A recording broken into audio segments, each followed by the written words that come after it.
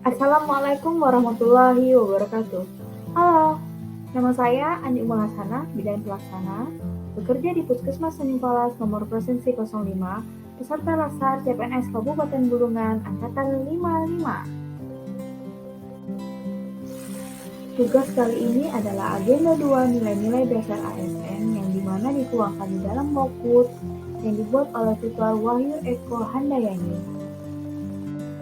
Apa saja sih 7 alasan rasional tentang pentingnya pelayanan prima? Yuk kita lihat. Yang pertama, kepuasan pelanggan merupakan sarana untuk menghadapi kompetisi di masa yang akan datang. Kedua, kepuasan pelanggan merupakan promosi terbaik.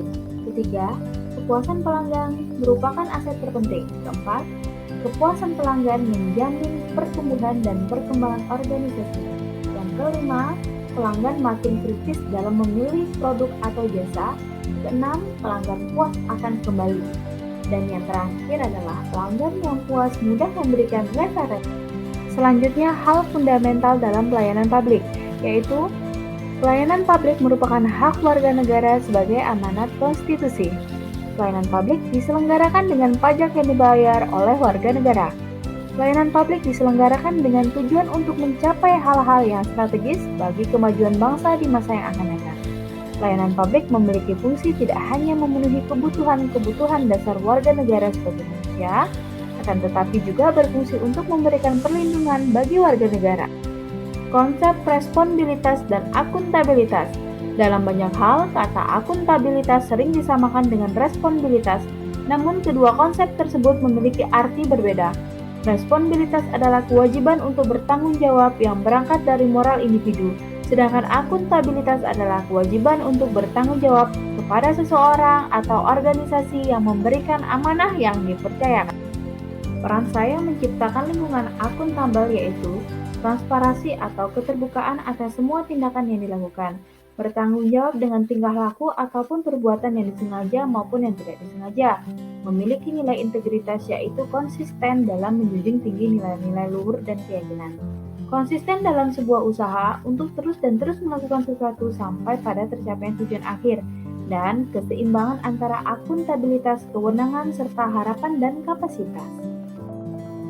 Terdapat 3 aspek di dalam sinergi perilaku kompeten, yaitu peserta pelatihan bersinergi dengan para praktisi di kantor dan fasilitator terlibat secara intensif dalam proses belajar dari uji coba atau learning by experimenting, belajar dari penelaahan atau panggilan learning by investigation, dan belajar dari praktek learning by practicing. Adapun potensi dan tantangan keanekaragaman di lingkungan kerja yaitu agama, budaya, suku, ras, dan adat istiadat, di mana sebagai seorang ASN tidak boleh berlaku diskriminatif, memelihara suasana harmonis, menjaga di antara personil dan stakeholder. Selain itu, selalu menyesuaikan dan meningkatkan suasana harmonis sehingga menjadi habit atau kebiasaan dan menjadi budaya hidup harmonis di kalangan ASN dan seluruh pemangku. Adapun 9 elemen budaya adaptif yaitu yang pertama, purpose. Organisasi beradaptasi karena memiliki tujuan yang ingin dicapai. Kedua, cultural value, mengemban nilai-nilai budaya organisasional yang sesuai dengan karakteristik, tugas, dan fungsinya. Ketiga, vision, sesuatu yang ingin dituju yang tergambar dalam kerangka pikiran dan diterjemahkan dalam kerangka kerja. Keempat, corporate value, nilai-nilai corporate menjadi fondasi penting dalam membangun budaya adaptif. Kelima, corporate strategy, dibangunnya strategi yang lebih operasional untuk menjalankan tugas. 6. Struktur, tanpa dukungan struktur budaya adaptif akan sulit berkembang dan tumbuh. 7.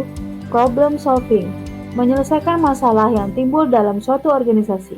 8. Partnership working, dengan partnership organisasi dapat belajar, bermitra, dan saling menguatkan. 9. Rules, aturan main sebagai bagian dari formalitas lingkungan, internal maupun eksternal.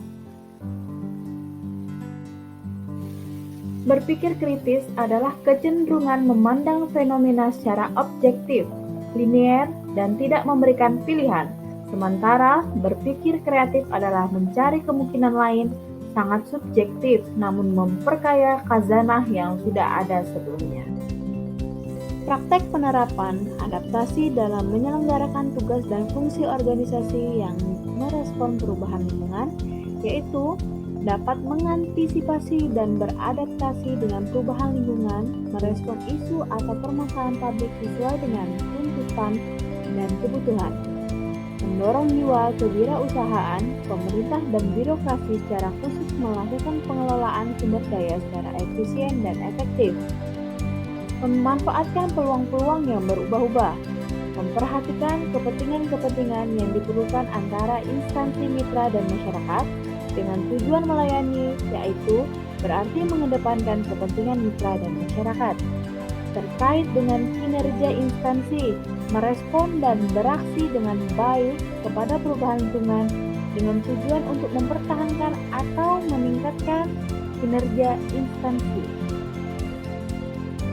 Apa saja sih tantangan praktek dalam WOG? Tantangan praktek dalam WOG adalah yang pertama, kapasitas sumber daya manusia dan institusi. Perbedaan kapasitas ini bisa mendorong terjadinya merger penggabungan sumber daya manusia dengan kualifikasi yang berbeda. Yang kedua, nilai dan budaya organisasi. Hal ini menjadi kendala manakala terjadi upaya kolaborasi sampai dengan penyatuan kelembagaan. Ketiga, kepemimpinan yang mampu mengakomodasi perubahan nilai dan budaya organisasi guna mencapai tujuan yang diharapkan. Workbook ini menarik, menjadi sarana belajar yang tidak membosankan.